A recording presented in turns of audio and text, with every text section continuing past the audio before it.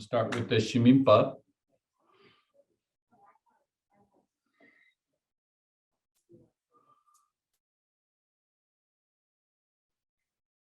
We're going to go straight into the yoga. You don't need any prompts. I think at this point you know it.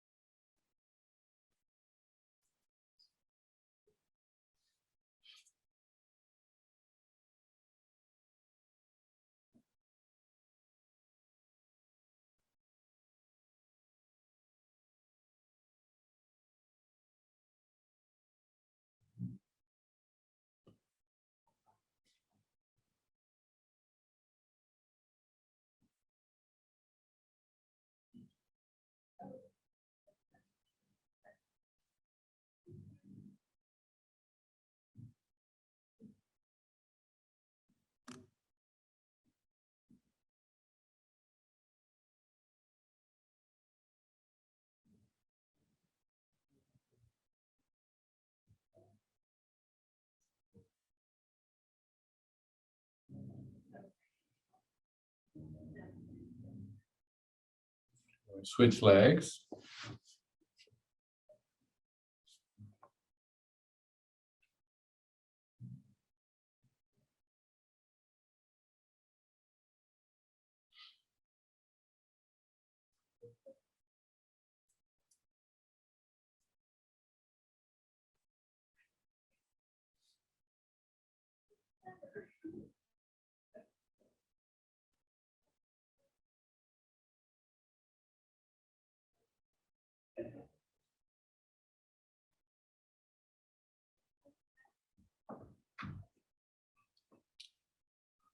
Gabriella, did you get the one in the back of her head? I did. Good. Ankles? She told me. Yes, I got them all. Thank you.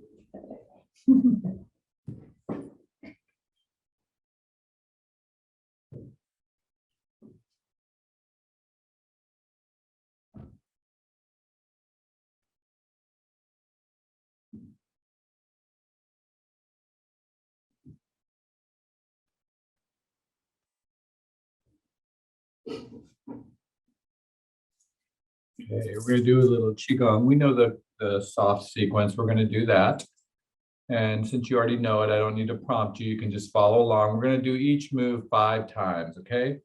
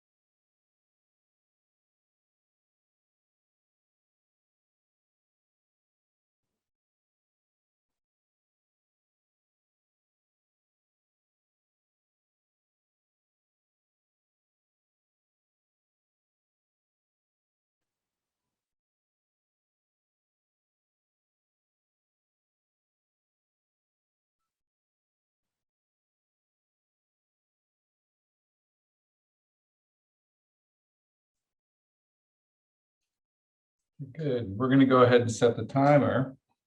And since it's all people that have done this before, hey, Beverly is watching. I wonder if she's watching from Colorado, but Beverly's watching. Hey, Beverly. So since it's people that have already done this before, we're going to go ahead and set it for 30 minutes today, okay? You're going to be fine. You've done longer than this.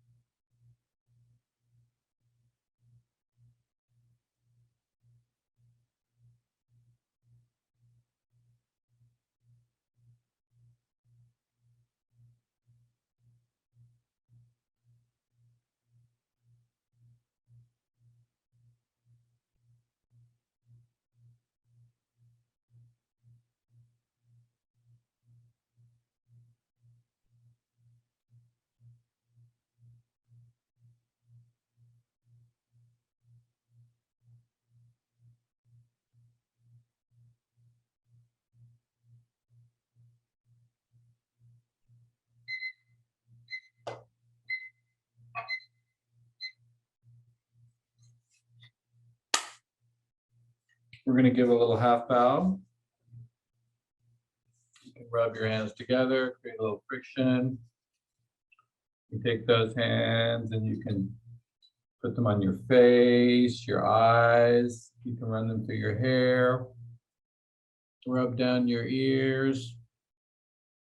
You can tap out your chest and your traps. Your belly, a nice rub. You can massage your lower back and extend your legs for comfort if you need, and give your legs a rub down. So we're not going to be able to take questions from the audience. I'm sorry, from this audience we can, but not from Zoom, just because Tracy pushed a button. We don't know what button that was. We have to figure it out, and we'll figure it out. Hey, Beverly's still watching. That's great. So Beverly, if you have questions, you could actually type it in the chat. We could probably see it. So Allie was actually mentioning Thich Nhat Hanh, how he passed away recently, right?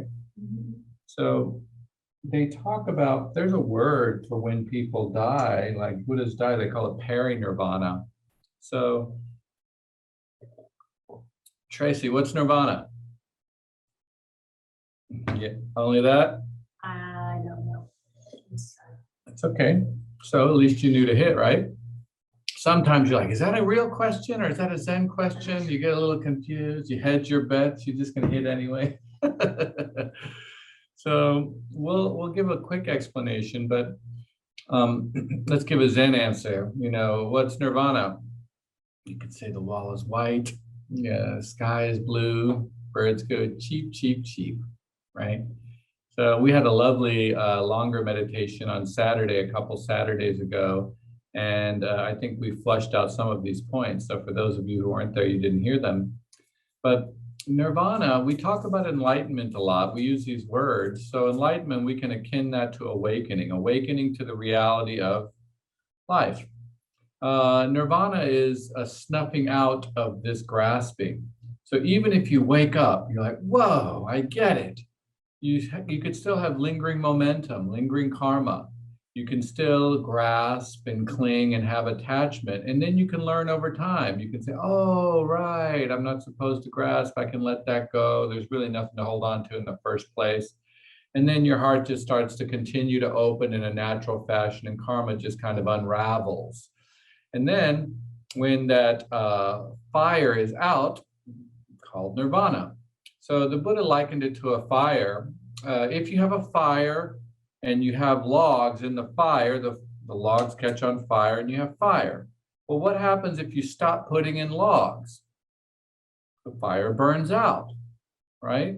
When the fire burns out, people freak out. They're like, does that mean that I'm not going to be around? It doesn't mean that suddenly your body spontaneously combusts and there's no body.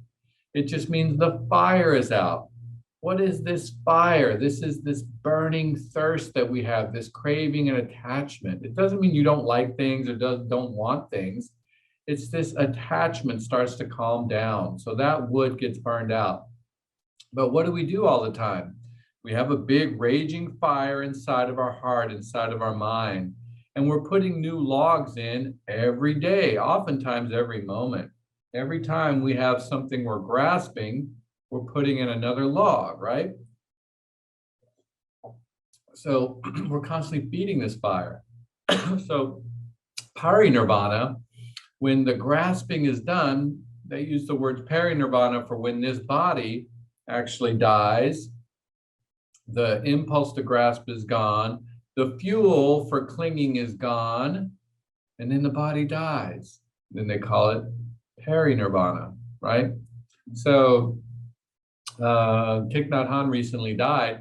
There's a little bit of, I think, confusion about Thich Nhat Hanh. People think he's a Zen practitioner. He's not really a Zen practitioner. He doesn't really practice in the Zen vein. He's from, not classically, he's from Vietnam. He's a South Asian practitioner. He's very influential.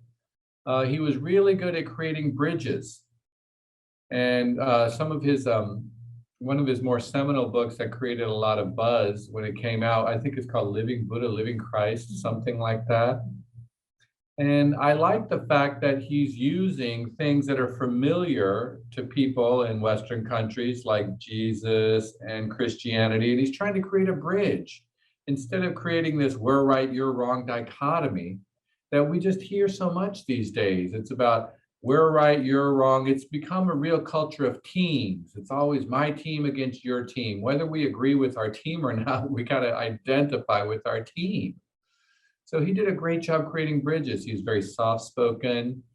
They did a lot of walking meditation. He had a lovely retreat center in France called Plum Village. He was influential. My favorite thing that I've heard, a lot of these teachers can have little expressions that are coined by them and they become popular and circulated in memes, and I've circulated them myself. And my favorite expression by him I saw when I was in Korea. I went to this lovely temple from a monk, and his name was, I can't remember his name, Misan Sinim, I think. He had an artistic bent. He liked to draw calligraphy and he liked to paint. And his temple was in the middle of the city. It wasn't in the country. I remember finding it on my GPS on my phone. It was the first time I actually used navigation on my phone to find a place. I'm walking through the alleys of Seoul going, this is cool. You know, otherwise I would have never found it. And it's just a compound, but when you walk in, it was beautiful. He had beautiful paintings on the wall. He had beautiful altar with ornate carvings, wood carvings everywhere. And I went up to have lunch. The monks sit separately and we get separate lunch, the lay people, and it's a good spread there. I was like, man, they put it out for us. So we had good food. And I went to have tea with him, and he spoke pretty good English. He had a couple, actually, 2 foreign disciples. And on his wall, there was some calligraphy by Thich Nhat Hanh. And it said, stay and heal. And I saw that and I was like, who's that from? And he's like, oh, Thich Nhat Hanh gave that to me. So at the time, I didn't fully digest what that meant by stay and heal.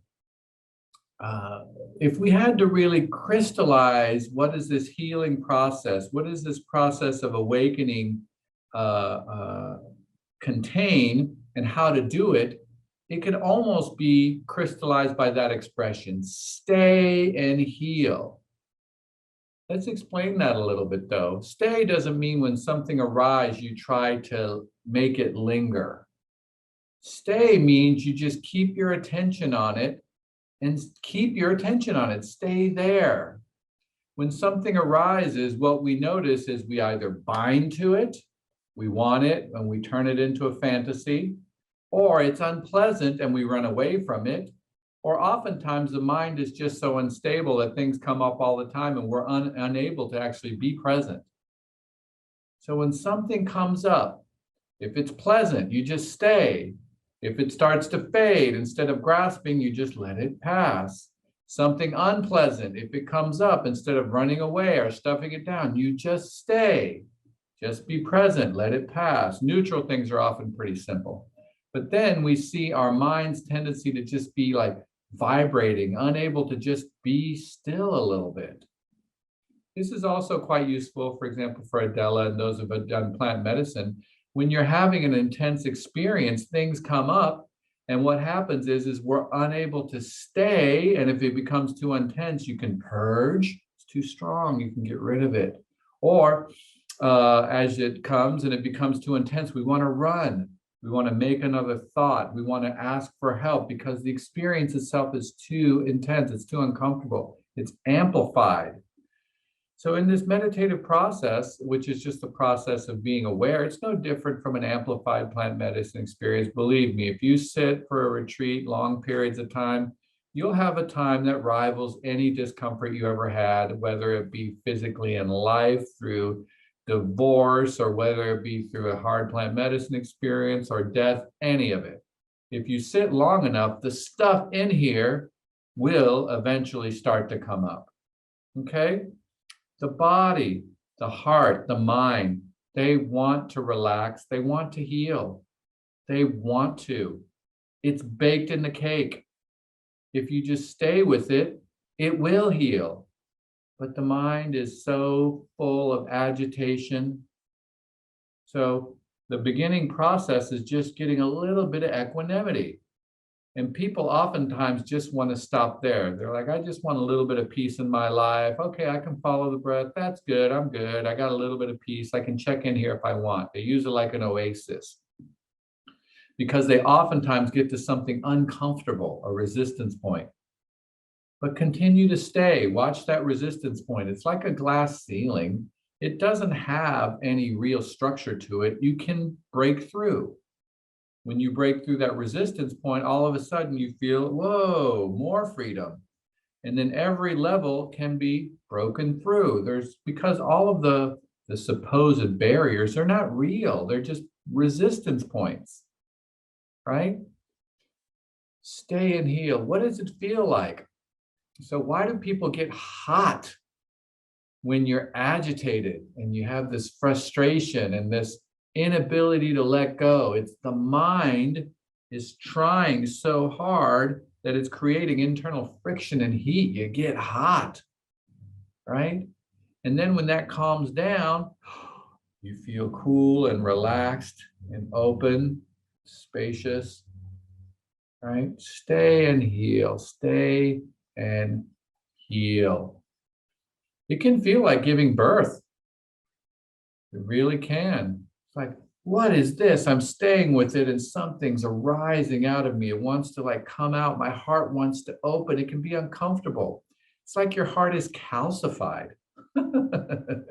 It's been hurt for so long that you've protected it so much and it's got this big armor around it. And when the armor starts to break off, it's like ice crystals on it. It kind of shatters and it can be uncomfortable. And the heart is so tender then.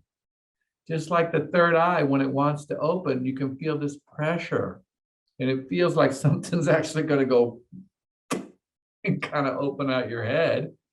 And that's this process of letting all this tension around it just relax. Okay? Stay and heal, stay and heal. I invite all of you to take a moment when you're having a difficult time, when you're having any time, to just be present, just stay with it. Stay with it doesn't mean that you have to keep it in one form. It just means keep your attention there. Just watch it. Just watch it. Okay? You really only have to do one thing. Just watch it. Just watch it. You don't really have to do anything else. Everything else is an expedient. It's a help, right? Like when you use a koan, when you use rising and falling, when you use your mantra, it's a way to put our mind back to the present. But you just watch it. If you just watch it and stay with it long enough, it will relax. I guarantee you that. I guarantee you that. Why? Everything passes. Not one thing, not one example in all of existence is of something that doesn't change. It all passes. The koan technique, when you sit there and you see this arising of thought, and in Korean we say imoko. It's like, what is this? What is this that's rising? What is it? And you just stay with it. Be present with it. Feel how much the body's collapsing around it and creating a tension. The heart's collapsing around it, creating tension. The mind feels like a caged animal because all it wants to do is shake and control you. Just stay present, stay present. We're just going to ask questions to the two ladies here. Tracy, do you have a particular, or Allie, if neither do, that's fine. Do you have homework or something you'd like to bring up, either of you? I do, real quick. Let's all celebrate Tracy's onesie. I'm thinking she's rocking the onesie. She is. Nobody rocks the onesie like Tracy. It's cold outside. It is baby. cold outside. Yes, Tracy. Okay, so I've been working on my breathing, my breath work, and then you mentioned on Saturday that go back to my base of the ensemble, so I would chant. Mhm. But whenever it's silent, when I can't do it out loud, it causes more stuff in my head. So I can read and think, read a book and think at the same time. I can chant quietly and also think about things. It actually activates me more. So I have to go just back to the, Okay. I can't do, who was that? Who am I when I'm sleeping? Because again, my brain. So. Yeah, so I can help you with that. I had that same problem. It just made my mind more churned up. You don't have to do it. So there's foreground and background, and there's also volume.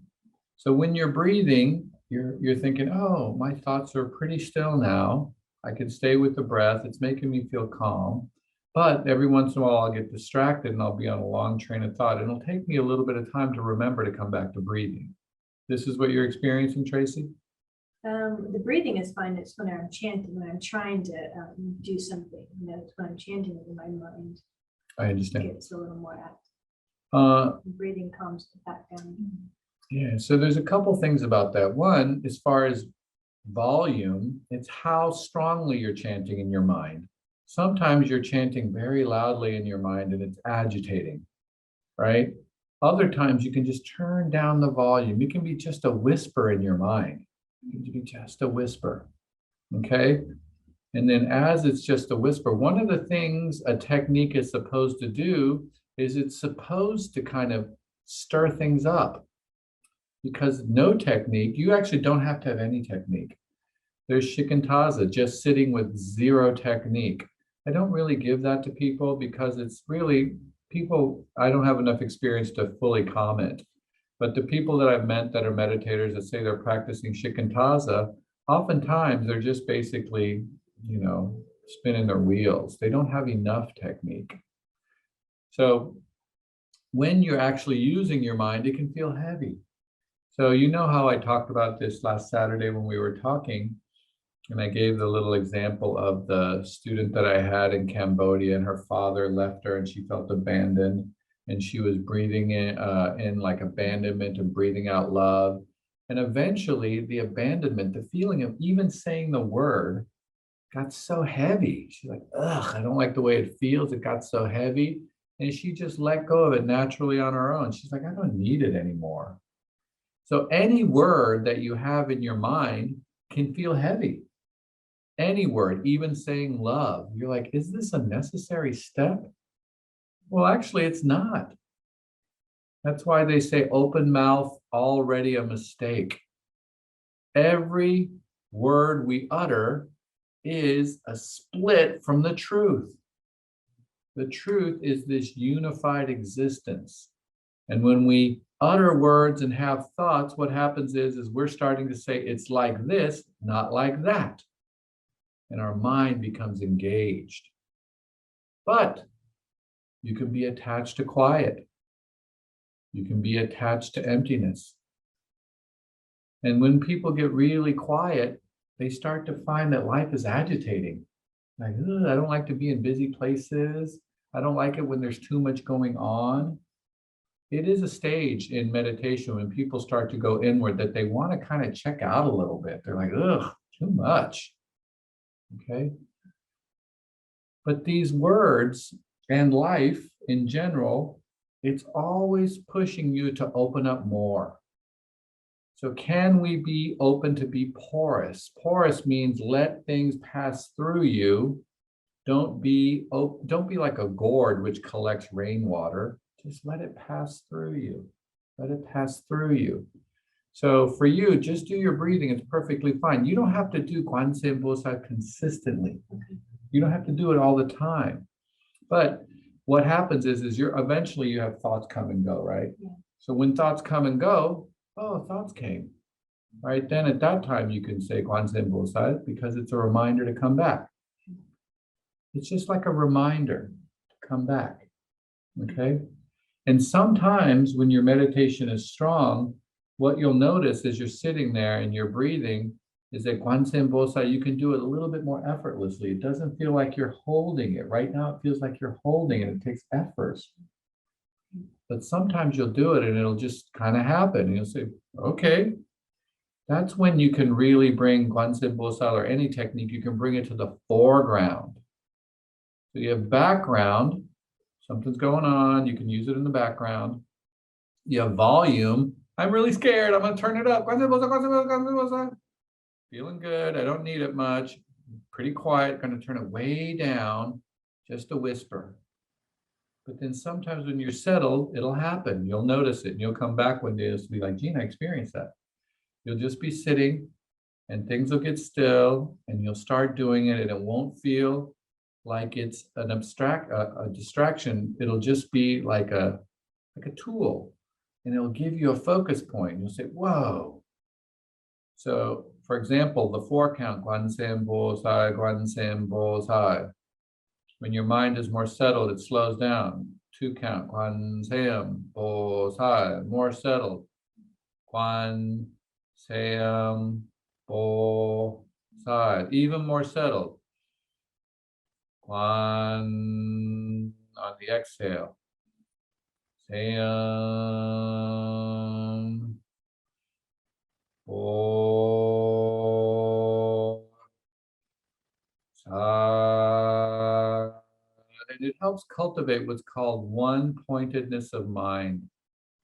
So the one-pointedness of mind training is not done with every teacher, every technique. The mind watches and observes. You can do that. That can be enough. One-pointedness of mind training, it's like a sword. It can pierce through our delusion and pierce through our attachment. Because when you have very good one-pointedness of mind, your mind, don't have to force it and overthink it. But when your mind naturally has focus and you have a technique, it's like a sword, it pierces through. It's like this process of giving birth. You're staying with something and it's piercing through your resistance. It pierces through your heart. It pierces through your mind and you get tremendous focus. So, for example, like Friday, we're going to be in a teepee staring at a fire on Friday. You have the focal point, you have the fire.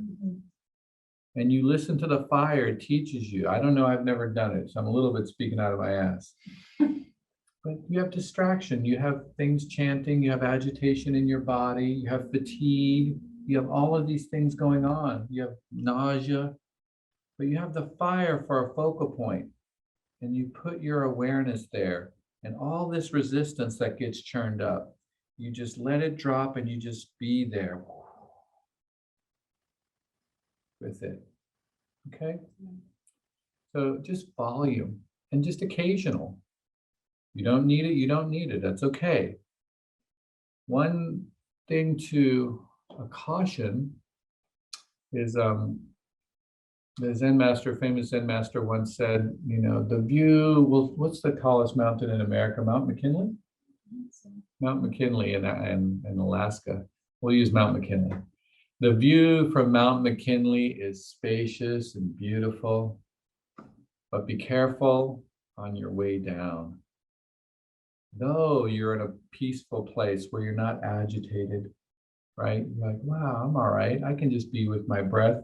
I'm existing. I feel like I'm in the flow of things.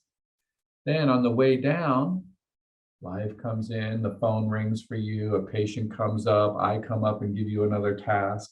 And all of a sudden, agitation, right? These are ways to check our presence. How present are we when we are assaulted with this stuff? Right? But we're easily swayed. Like, ooh, I'm easily knocked around.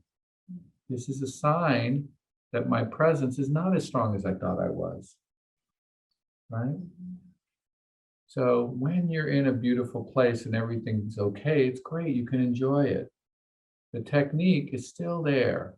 So something's agitating or something comes up in your mind, you lightly bring up the technique. You don't completely drop the technique. Right? After I had my experience and I was in Asia, and I was talking to this Zen master, and I was talking about how I didn't need a technique. He's like, yeah, your mind's going to get all knocked around. He's like, but at that time, I honestly really didn't need any technique. I was just really clear most all the time. And I was like, every time I bring up a technique, it's just extra weight. I don't need it, right? And he's like, see what happens. Well, life's a great teacher, right? I come back to America, I'm in uncomfortable circumstances, lots of things are kicking my ass. And I'm like, whoa, huh. And then I'm remembering things like Qigong. This is a lovely technique. I don't do Qigong that much because I did it like 20 years ago. And now I teach it because it's very useful for people, but it's a great technique. I'm like, oh, remember all of this? This is wonderful, right? How agitated I can be from simple things, and I forget to use my tools in my toolkit.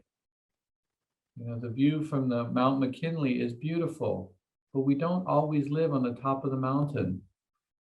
We walk down, we walk up, we meet the people in the middle. We are bodhisattvas, we're Sherpas. We help people carry their stuff up top, right? We do all of these things, okay? Volume, foreground, background. Allie, do you have a question or something you'd like to bring up? Yeah, just something that you said sort of sparked it. So I was gonna be really good this time and like just be super focused, 30 minutes, you know, do my koan and I realized when you were speaking just a minute ago that I forgot about a tool in my toolkit. I was really like this. I don't know if you can see that, like I'm just so focused. And I remember you mentioning before, just open like this and ask the question, being open rather than just getting, and I physically could, well, I could feel my brain doing that in my 30-minute, you know, and remembering that tool in my toolkit, I will do that next time. But I could see it. It was just this physical feeling of just like so focused that it didn't get me anywhere. Yeah, it's amazing to have inspiration from words or books or nature, children. You get this inspiration, remembrance of wisdom, right? Oh, you said that, that triggers a memory. Oh, I'm going to try to remember that. If you can't remember anything because we're stuck and we're like, I don't know what to do, just stay. Just watch it. Just watch. Just observe. If nothing else comes to mind, just watch it. Just watch. But what's really interesting is you're starting to physically experience what is it that the mind is doing. People don't know and they don't physically experience it. The mind is contracting. It's doing this all the time. And you don't even know because when you do it, your brow furrows and you get the wrinkle here, right? Not just you, I mean all people. Okay. And then when you relax, the mind and this tension of actually kind of opening up, it can be uncomfortable. That's why it feels like it's giving birth. You're like, what is this? It's just you've been so hyper contracted for so long, it hurts to relax. It's like being flexed all day long and then you get a massage and you're like, because they're pushing in there. But then later, when you've had a few massages and you can relax and really let them in deep, you know, then they can kind of really get in there and you can breathe through it. You can let them really get in there and work, right? Deep tissue. Okay. This flexion, this relaxation, this flexion, this relaxation, it's a physical experience of the mind. It's actually physical of the heart too. You'll feel it. When something is upsetting, you'll find yourself go, and it's hard to kind of stay like this. Watch it. Okay, where is the contraction? Ooh, there's tightness here. Ooh, my shoulders are round. I must be trying to protect myself. Let's drop those shoulders, right? Let's open that heart. Let's lead with the heart. Let's lead with the heart. So that's a really good thing to experience because once you physically experience it, then the more you experience contracture, it's easier to notice it. In the past, you didn't notice if you were flexing or not. It was habit. But now you're like, oh, I'm doing this, which now means you have the option to do this, right? And you're going to do this still more than this.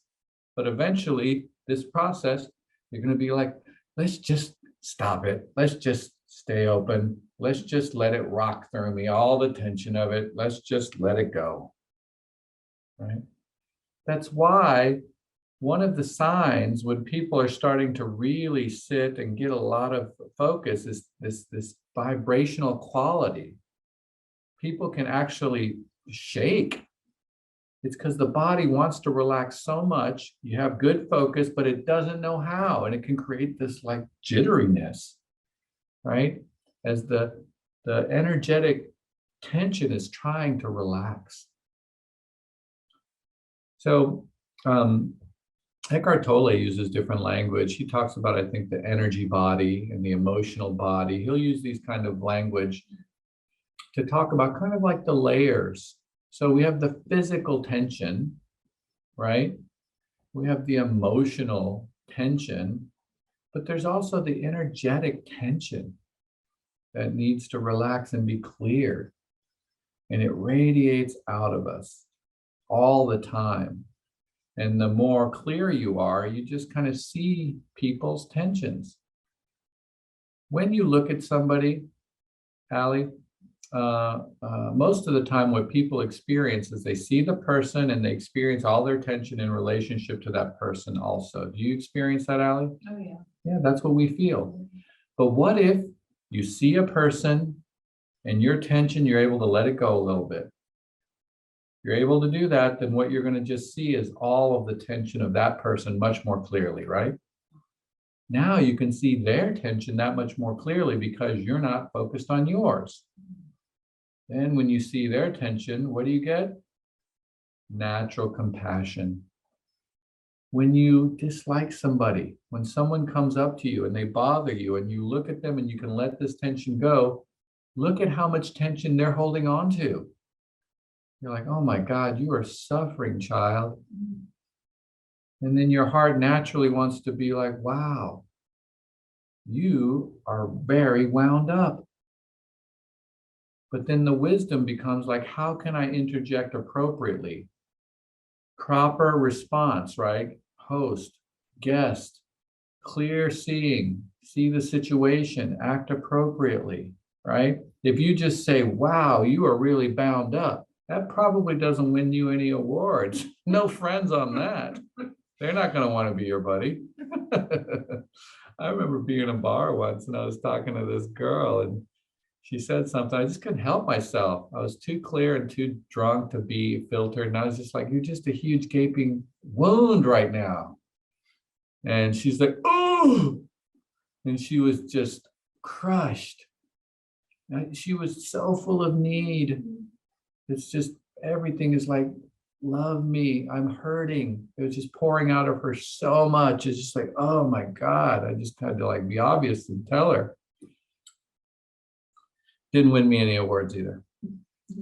So this upaya, the skillful means, right? So when you're still, somebody comes up and they're full of tension, sometimes just listening with stillness is enough to relax them. They'll start to calm down after a while and they'll thank you for it. They'll say, oh, you're so calm. I just love being around you. They'll say these things, or they'll want to just dump all their garbage on you all the time. Some people think that that's an invitation to just give it to you all the time. But there are lots of things you can do. If it's somebody that you're close to, you can touch them. It's magical. Touch is magical. Just a little touch to the shoulder or something, just to kind of give them that reassurance. You can watch them relax in front of you. You can watch it happen, right? Hopefully, the clearer you are, this innate wisdom as it rises, you'll start to learn the proper response and people will start to react to you differently. Okay, your husband's already talking to you about your superpower, Allie. Talking to you about it. You just bring this awareness around. Okay? And one of the things that'll happen as we develop is because we're a little bit more stable, people will want to feed off that a little bit because they're so fucked up that they just want a little bit of peace in their life and they want to take yours. And it can be uncomfortable. That's why people talk about needing protection and all of that, because people are kind of leeching off them. But be porous, let it pass. There's nothing for them to leech off because there's no you. They can't take you. They can't take your essence. This energy, this compassion is limitless, but it's also full of strength. So if someone's really leeching off you or someone's really agitated, sometimes what's required is strength to be like, stop, or you need to calm down. A very good technique is to use action words. This is a very good technique. You just say, look, everybody looks. As soon as you say, look, and you put your hand up, everybody will look at it. It will temporarily break whatever they're thinking about. Just look or listen, and they'll temporarily hear you. So these are ways to activate power. Power is not bad. Power, having power and sense of yourself to be able to react to the situation well, that's strength. And sometimes you'll have to be like that. Tracy sees me have to do it to patients all the time. They get so scattered. They got 50 years of heartache and nobody ever heard them. And they got to dump it all on you. And they come and they're just like, they tell you this terribly long story. And then you're like, okay, we need to move over to where we can talk about solutions now. And then it's, but there's one more thing. And then after give you that, there's like, but there's this one time at band camp where I dropped the cello on my toe, whatever. It's every little grievance in their life because nobody ever heard them. And somebody's listening. So sometimes I have to be like, look, we're going to hear all of that. But what we need to do is we need to focus on solutions. And what I want to do is I want to give you a next step. Okay? Is that okay? That's okay. All right. You have to kind of focus people because they're so agitated, right? All of these things are really interesting. It's like having a toolbox that you didn't realize you had so many tools and you just start grabbing them spontaneously and using them. And you're like, where's all this coming from? It's coming from every experience you've ever had in your life. All tools. Like Guanzhen Bosal in pictures, she's shown with 10,000 hands. The Guanzhen Bosal Sutra is called 1,000 Hands Sutra. 1,000 hands. And then there's the statue, and she has several actual physical hands. She has a painting with literally 10,000 hands on them. And then there's like, I don't know how many hands in the statue, and every hand holds a different instrument. It's a different way of being useful for people. Different ways of being useful for people. The 10,000 hands, the 10,000 eyes sutra, right? Not everybody responds to a hug. Not everybody responds to a look, right? It's all medicine. It's all medicine. Okay. So I'm sorry that, Pinar, you couldn't hear that we can't quite ask questions to the Zoom audience. We have technical difficulties. So we're going to stop with those two questions. We're going to do a little bit of chanting. And I wish I knew a specific Thich Nhat Hanh chant. I would chant something in honor of him, but I don't. Does anybody have the time so I know where we are in time?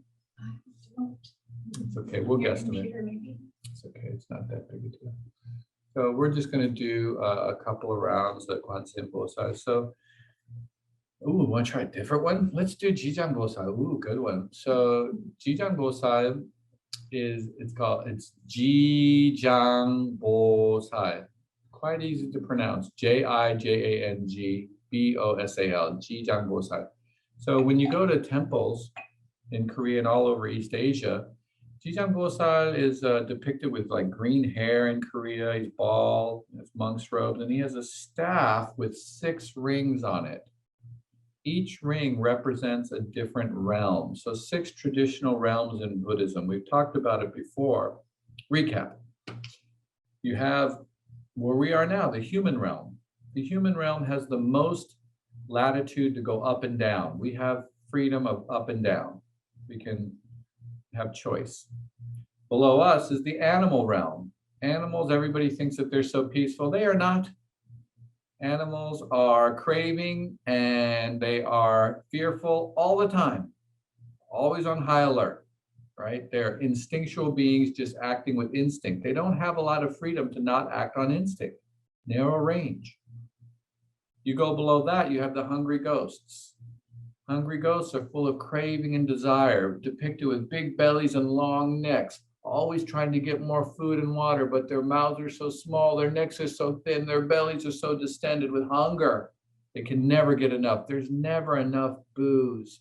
There's never enough love. There's never enough money. There's never enough. They're so hungry. Then below that, you have hell, where you have anger, rage, hatred, aversion, all of that. Above the human realm, you have what's called the Asuras or the Titans, some power, but a lot of jealousy. They're called the jealous gods, always trying to get up even higher, right? Then you have the God realm, where everything's kind of groovy. Karma's good. Got money, got a beautiful family, got health. Everything's good. Why practice? Who needs awakening? Who needs enlightenment? Everything's great. But what happens? Ascend high, fall low, right? When everything's great and something you love dies, oh, it hurts. I did not know that there was pain because I was so used to everything being great, right? So these are the 6 realms that we go through all the time. When we have choice, we're in the human realm, experiencing what it is like to be human. When we're just acting instinctually, you ever see some people eat when they're really jealous of their food? They like eat a hunch over it and they eat it and their eyes are darting around. They're like scared of you taking their food. You ever seen people eat like that? Well, I definitely have. It's just instinctual, animalistic desire, right? Hungry ghosts, oh, give me more, when we're wanting more. Anger, aversion, when we literally feel the heat of hell in our bodies. Or, all right, I have some mastery, I have some power, and I want to actually get one up on somebody, make more money than them, have more influence than them. You're in the jealous gods. Or everything is groovy realm. Woo, I'm in heaven, right? But all of those things constantly change, constantly change. And when you've experienced the change enough, you're going to start to get curious and say, I've been to all of those realms. And you've been to all of those realms in every single day of your life. Every day you have some inner hell, you have hunger, you have instinctual living, you have freedom of choice, you have some power, you have some good moments. Every day you're going through all of these realms. But you can't get free. You can't get free. I'm stuck. I'm experiencing these realms over and over. Let's just find a way to construct my life so I'm only in heaven. That's the goal. Let's find a way to construct my life so I'm only going to experience the good stuff. Try that out. See how that works. That don't work. I'll save you some time. But most of our lives, that's what we do, is we actually just try to get to heaven and stay there. That's what we're doing most of our lives, right? So Jijang Bosa, his vow, he said, I will not attain full enlightenment until all beings in hell have attained enlightenment. Woo!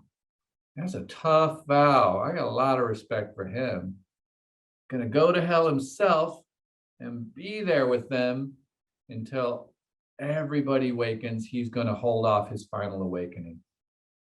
And that's the bodhisattva. Just like when you die and you see Jesus or you see your grandma and they help you go to the next life, that kind of near-death experience process in Buddhist cosmology, Jijang Bosai comes and kind of helps usher you into the next process.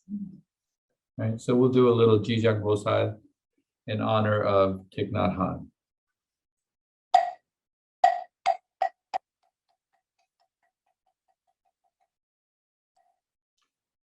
Jijang Bosai, Jijang Bosai, Jijang Bosai, Jijang Bosai, Jijang Bosai, Jijang Bosai, Jijang Bosai, Jijang Bosai, Jijang Bosai, Jijang Bosai, Jijang Bosai, Jijang Bosai, Jijang Bosai, Jijang Bosai, Jijang Bosai, Jijang Bosai, Jijang Bosai, 보살 지장 보살 지장 보살 지장 보살 지장 보살 지장 보살 지장 보살 지장 보살 지장 보살 지장 보살 지장 보살 지장 보살 지장 보살 지장 지장 보살 지장 보살 지장 보살 지장 보살 지장 보살 지장 보살 지장 보살 보살 지장 보살 지장 보살 지장 보살 지장 보살 지장 보살 지장 보살 지장 보살 지장 보살 지장 보살 지장 보살 지장 보살 지장 보살 지장 보살 지장 보살.